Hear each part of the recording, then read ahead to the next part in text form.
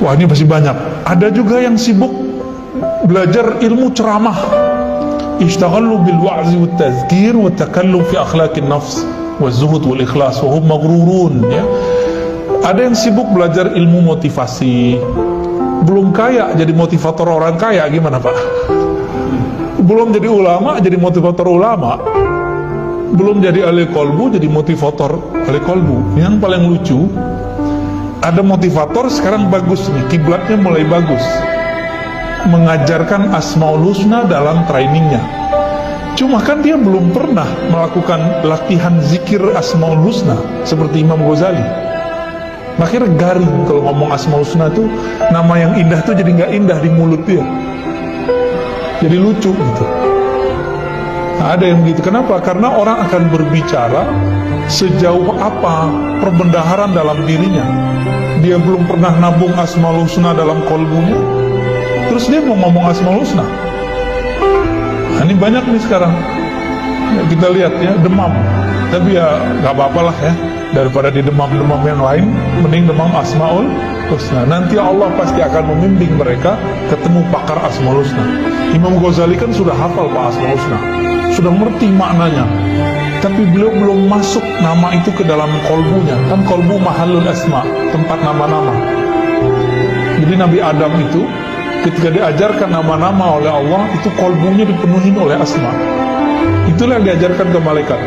Maka Adam adalah guru pertama di kalangan manusia mengajari malaikat. Ya Adamu ambihum bi asma'im. Adam, kasih tahu tuh mereka. Kalau bahasa kita mau ajarin mereka tuh para malaikat, lebih tinggi manusia atau malaikat aslinya? Manusia yang mana? Manusia yang di kolbunya ada nama Allah. Jadi ini pesan untuk diri saya sendiri dan kita semua, terutama para dai, para pendakwah, para motivator keagamaan. Kalau ingin memotivasi orang, ya, penuhi dulu kolbunya dengan nama Allah. Orang kaya nggak perlu latihan bab motivasi, bab jadi orator, jadi motivator. Cukup dia kaya, kata-katanya akan didengar orang, benar nggak? Sama orang alim itu nggak usah belajar cara ngomong ceramah, nanti dia bisa sendiri Pak. Karena ilmu itu kalau udah penuh di kolbunya akan meluap di mulutnya. Dan kalau meluap itu kata-katanya akan tertata aja gitu.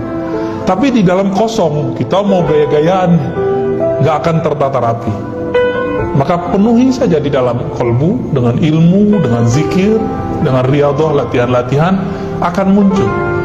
Jadi ya saya mohon maaf, saya nggak pernah latihan motivasi menjadi motivator, latihan ceramah masa kecil. Karena dulu waktu kecil teman-teman pada ikut, dulu namanya dai cilik, ada namanya kamci, apalah namanya dulu ya, macam-macam Pak, dai cilik.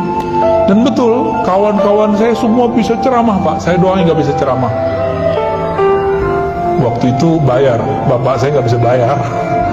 Tapi yang kedua, saya nggak berani di depan, makanya saya nggak mau dibayarin juga, saya nggak mau ke depan, nggak mau ikut. Nggak kebayang sekarang ternyata kita ngajar mulu kerjaannya tiap hari, ya, ngajar di kampus lah, ngajar di masjid lah, ngajar di rumah lah, ngajar terus. Ya kalau di rumah kan orang datang, tapi kalau sama anak istri saya juga nggak ceramah Pak, saya yang diceramain malah ya. Ustadz diceramain sama ya anak istri lah.